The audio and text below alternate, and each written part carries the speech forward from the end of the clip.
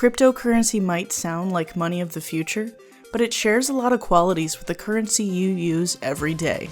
In fact, many cryptocurrencies seek to solve the problem with our traditional centralized currencies.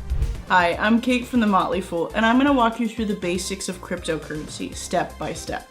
Let's first start by breaking cryptocurrency into its two main parts, crypto and currency. The crypto and cryptocurrency is named for cryptography, which is a secure communication technique. Cryptocurrencies use a distributed ledger, usually stored as a blockchain, which guarantees the security of transactions and participants, including protection from double spending, independent from a central authority. If you're unfamiliar with what the blockchain is, don't worry, we'll get there, I promise. Currency is a medium of exchange for goods and services. Our financial structure revolves around currency. Through your paycheck, taxes, purchases, services, housing, just to name a few. Not too long ago, our currency followed the gold standard, where the formation of currency was backed by precious metals like gold or silver. The US dollar was regulated under the gold standard, which is a monetary system where the standard economic unit of account is based on a fixed quantity of gold.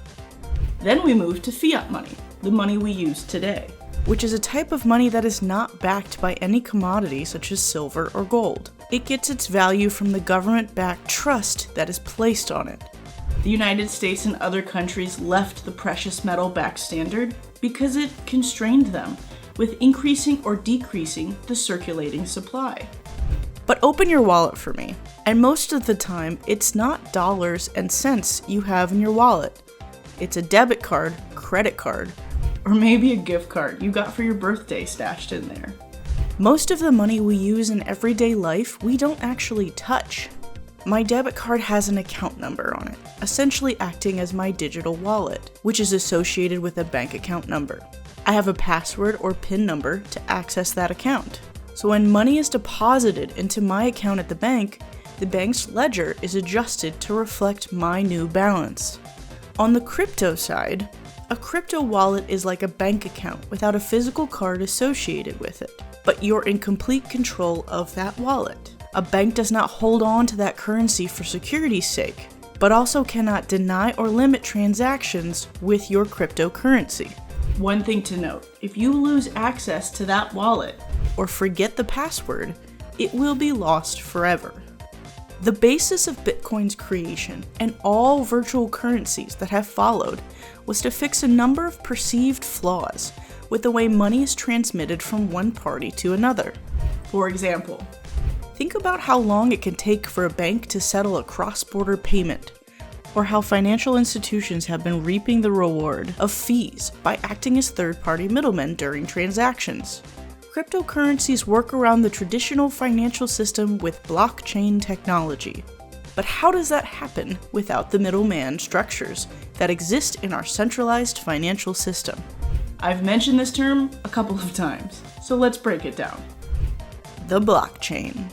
Cryptocurrencies aren't tracked with an internal third party like a bank or centralized government. They use the blockchain. The blockchain is not a cryptocurrency. It's the technology that is used to organize transactions on the ledger.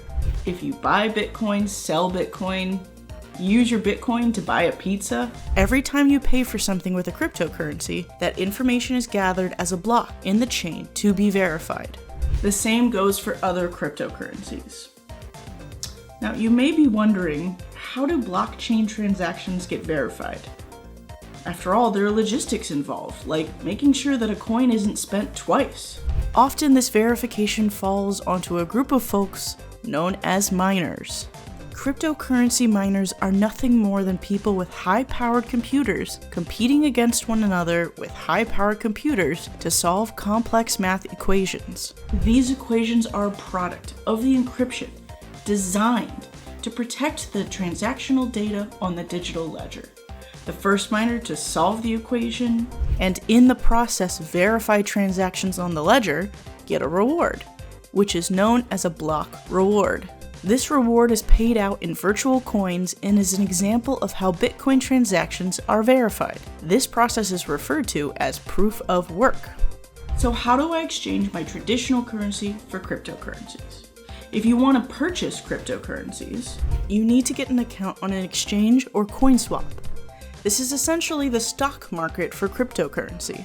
You need to research which coins or tokens that you want to invest in, because each exchange has slightly different variations of which cryptocurrencies they offer listed for trading.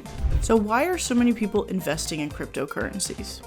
Investors are hoping the cryptocurrencies they invest in become a usable value source, which would make their investment grow in value.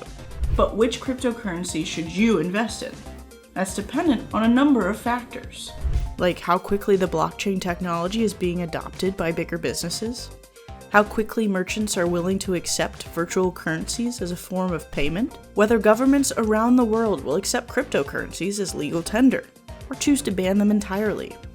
Not all cryptocurrencies have a coin with a clear-cut use, or enhance the value of the underlying blockchain. That's why valuing the individual projects sometimes can be difficult. There are a couple of problems with cryptocurrencies as they're being developed. The three ones I want to discuss are volatility, environmental concern, and the criminal element. First, volatility. Cryptocurrency is in the investor phase, where we're finding the value of the currency in question. That's why you see so much volatility in investing in crypto now. Environmental concern.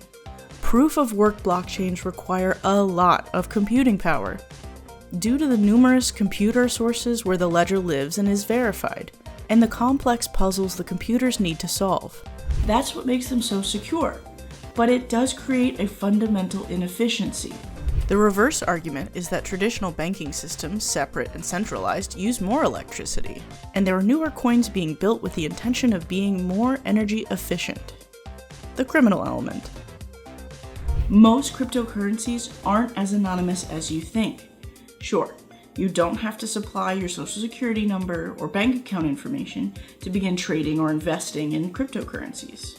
But any transaction you make is still going to be recorded in the underlying digital ledger. Recently, the Internal Revenue Service won a court case against cryptocurrency exchange Coinbase that required the exchange to turn over information on 14,355 users who, between 2013 and 2015, exchanged at least $20,000 worth of Bitcoin.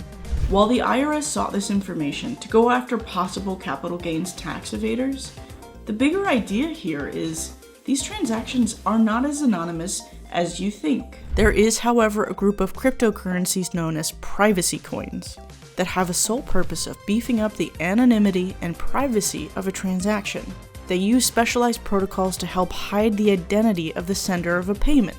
Cryptocurrency is continually growing in adoption and has real-world usability, even while it still works to change and fit into everyday life. It will be interesting to see if adoption continues to grow and how the space changes our financial world.